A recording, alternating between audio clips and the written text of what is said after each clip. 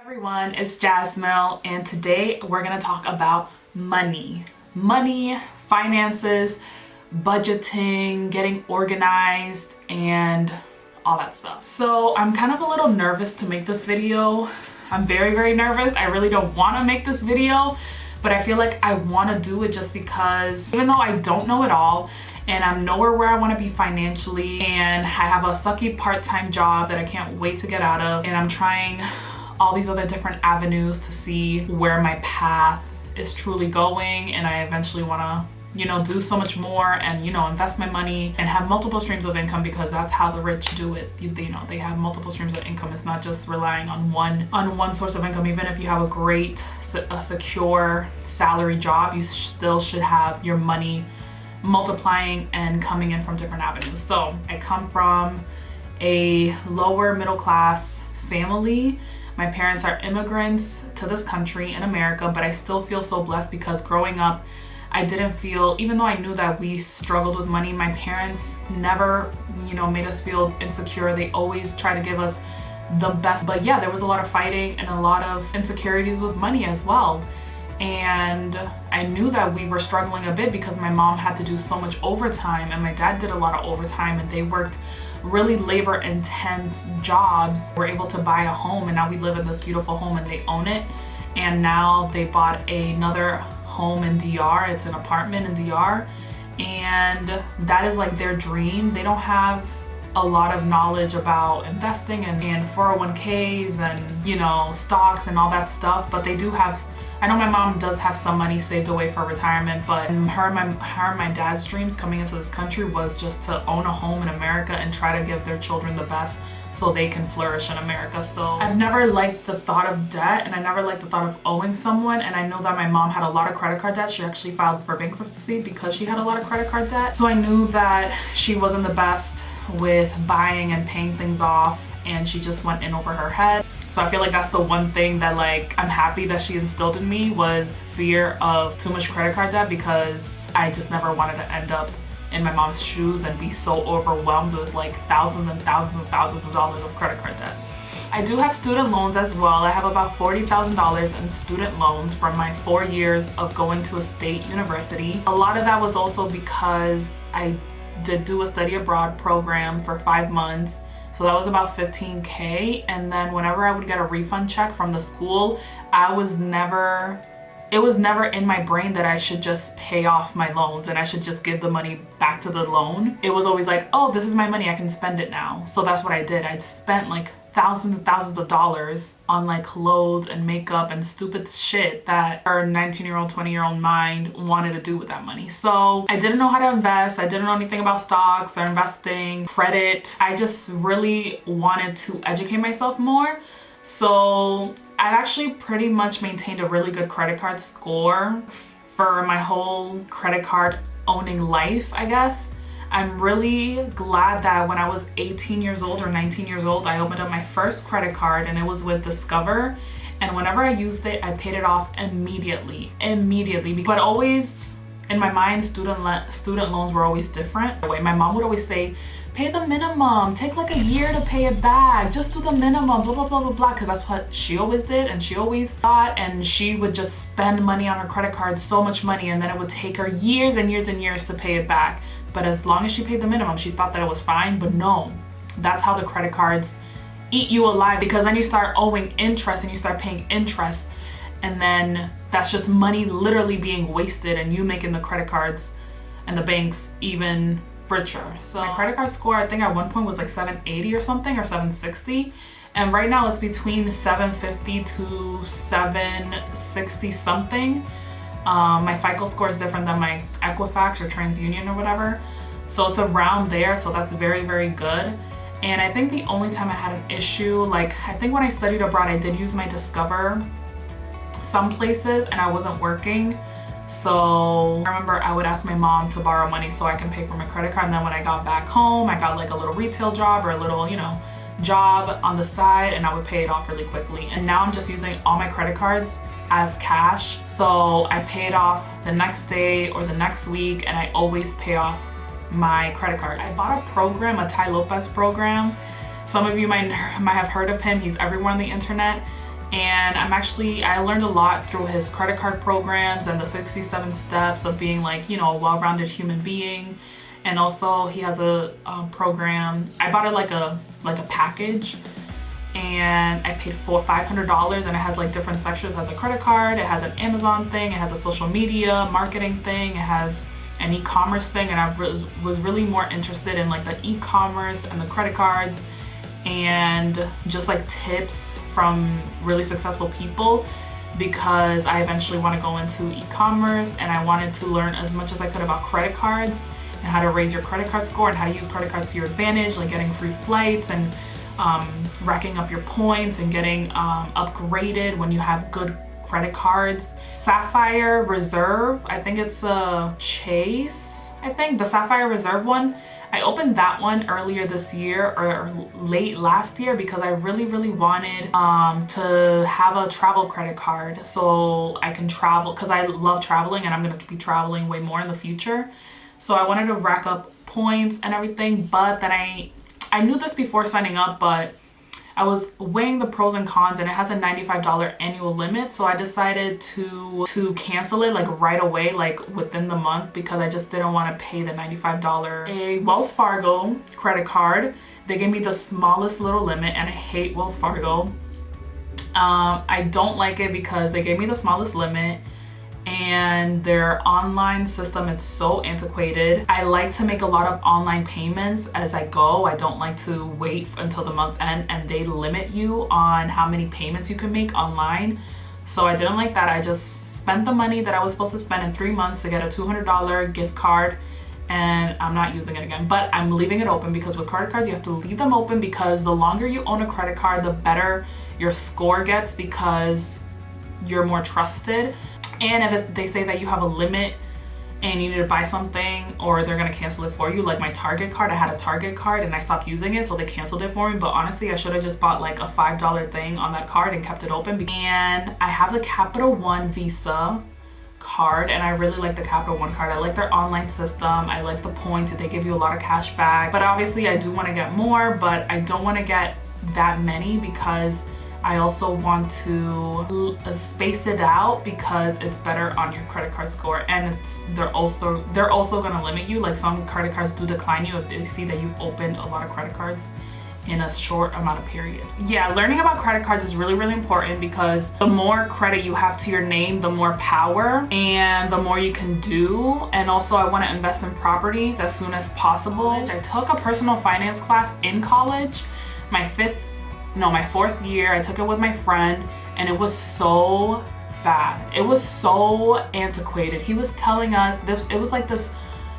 really old professor. He was like 80 years old, still teaching. He was telling us about CDs, and you have to work 5 jobs to pay off all your student debt, and you have to like save and not do anything. But he wasn't talking about like investments and property owning and stocks and how to evaluate what's a good company to invest in. He just like taught us the old way of how to save and put your money away, and you know, retirement and stuff like that, but not like the rich way of thinking. Yeah, you can work 20,000 jobs and save all your money and not do anything fun in your life, and get rid of all your student loan debt and build up your retirements, but then you're a millionaire when you're 60 and that's the only time that you can enjoy it. No, I want to be a millionaire when I'm like, you know, in my 30s or even before that. So I started reading a lot of books. I actually did read Think and Grow Rich,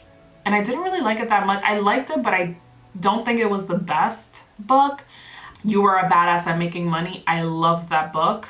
I'm also getting into Grant Cardone right now. I'm listening to his Obsessed book. Grant Cardone is another investor and like motivational speaker, and he talks about business. He's really intense though. He is a little scary, but it makes sense. I'm also wanting to get into the 7 Habits of Highly Effective People, but that's more into personal development. I've read a lot of books about personal development, and I do like that section too, but I also like the money and everything. So I've also been into Sally Krawcheck. She was a CEO in the finance world, and then they fired her, and now she's the CEO of this new investment company, and it's an app as well, and I love it. And I'm in an audiobook called Own It, The Power of Women. The Power of Women at Work. But she also took like the corporate life, but there's so many ways that you can make it. You can make it in the corporate life, you can make it in the entrepreneurial life, you can make it online, you can make it by just hustling. Like there's so many ways to make it. So I also love Rich Dad Poor Dad. I've listened to all 3 of his audiobooks, and he has so many other audiobooks as well. So earlier this year, my dog had a little accident. He swallowed this silicone toy and it actually got stuck in his stomach. So he had to get a procedure done to get it out of his stomach. Thankfully, they didn't cut him open. They were able to insert a tube down his throat and into his stomach and retrieve it. But I had to pay almost $3,000 for that. And I gave all my paychecks to that for the past, not the past, but like for 4 or 5 months. And now I'm looking into getting insurance for my dog for emergencies like that, because you never know, and vet bills are so expensive. I also got organized by making a list on Excel, or not Excel, I have Google Sheets because I don't have Microsoft right now, of all my expenses that I have, and if it's monthly, and then I wrote down all the expenses, and I wrote down when it's due and when I would like to pay it, so I know every week what I have to pay and what is due and what is coming up. And doing that, I can see how much money I have left over to invest, to save, to anything. Right now, I am investing, but very, very little. Right now, I'm focusing on building my emergency savings. So emergency funds and unexpectancy funds is a fund where you put in a separate savings account, and I'm actually putting it in my Synchrony bank savings account. And when I was doing the Tai Lopoez program and I was in the credit card section, they also talked about certain savings accounts that are really high interest rates. So usually at your bank, you have a savings account, right? You can't really transfer money in and out, or you can't transfer money out, because if you do, then it turns to a regular checking. But you're supposed to be earning some money off of that. They're supposed to be giving you like an interest because you're using their bank to save your money. But most banks are like 0.1%. So this bank account that I have it in is well, when I first signed up with it, it was supposed to be 2.5%, which is really, really good. Most banks do not offer that. But right now, I think it's at 1.8, 1.9%, which is still all right. I get like $1 right now every month or so. I have about $1,200, and my goal is to get $2,000 and $2,500 just in case anything comes up. And then the next thing is the Ellevest app. So Ellevest is the company that was invented by Sally. She's a great motivational, empowering woman that wants all women to feel empowered and strong about savings and finances and investing and all of that, because financing and investing is not really something that we're comfortable talking about. That just like I didn't really want to make this YouTube video. We're not really comfortable talking about it, and it's more like a male dominated thing. It's very masculine, and it's very, women back then, just let the men handle the finances, just let the men. And that's why I moved my old 401k, then I turned into a Roth IRA from Fidelity. I moved it into Ellevest. So Ellevest is like any other,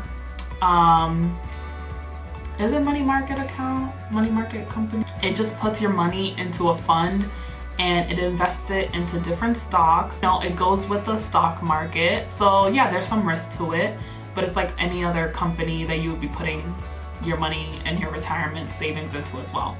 And it's growing by itself. I'm not able to put any monthly deposits into it yet, but right now it's like 9,300, and it's growing by itself, and it's just going with the stock market. What I like about Ellevest is that you can build different accounts. You can have your retirement account. You can open up an account for savings to buy a car. You can open up an account for savings to put on a down payment on a home or a property.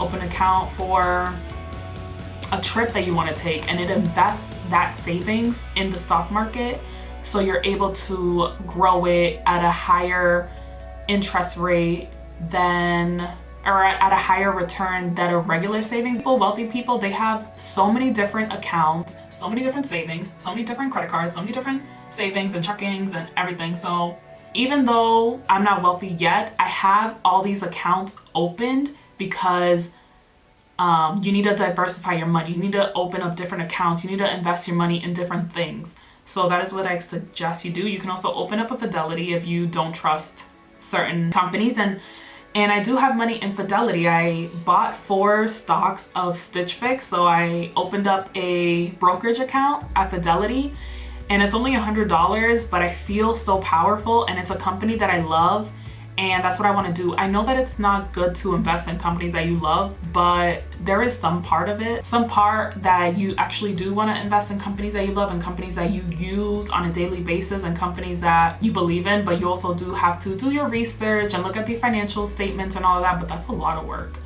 So yeah, but I've used Stitch Fix before, and it was really low, and I was able to buy some stocks, so I did it, you know. And there's other companies on my watch list that I do want to buy stock from, and I want to have it in my brokerage account and everything. And I also want to open up a Vanguard money market account, and then I actually have some money in crypto. I when I was working my full-time job over a year ago, for like 8 months or so, I was putting money into Bitcoin, Ethereum, Litecoin, I think, and another one. I was putting money into like 4 different cryptocurrencies, and I think the total is $1,000, and I have it in my physical hard drive. I don't know, a lot of people made so many predictions that it would be at 100K by now, but it's still literally at the same price that it was last year. So, but I'm happy that I was able to do it. I'm happy that I, you know, tried it, and it's $1,000. So if I lose it, it's not that big of a deal. But if it does grow and I make more money from it, that's awesome. But it's not on the high top priority of my list anymore. But I did like it. I did like that I did buy a program. I bought like an online program that a guy was selling, and I learned how to buy cryptocurrency. And something else that I also want to get into is buying gold, like buying gold, the currency in the stock market, and also buying physical gold too. And a goal of mine is also to own multiple properties, multifamily properties, because I want to, you know, earn positive cash flow from that as well. When you're a first-time homeowner, you can go into programs where you only need to put down 10%, maybe 5%, and the bank can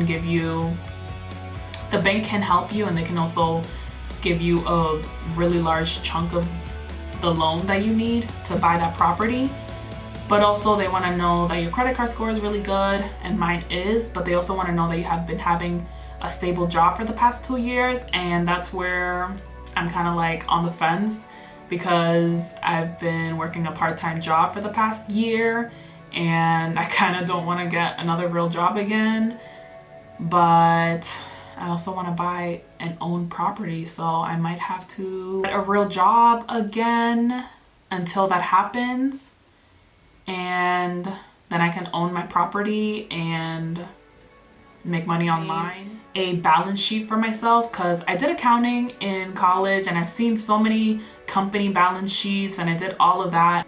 I didn't make one for myself. So earlier in the summer this year, when I was reading Rich Dad Poor Dad, he said make yourself a balance sheet, like put, you know, where your money comes from, your income and your expenses, and make yourself like your little, you know, I think it's called a profit and loss statement, where you just have your, you know, revenue and your expenses, and then you get your net income.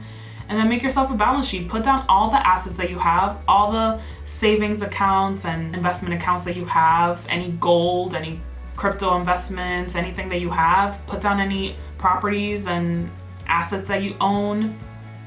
And then also put down the liabilities that you have. Right now, it's only my school loans. And then do your net worth. And right now, my net worth is negative. My net worth is negative only because of my school loans. Hopefully I can edit this and make this as short as possible.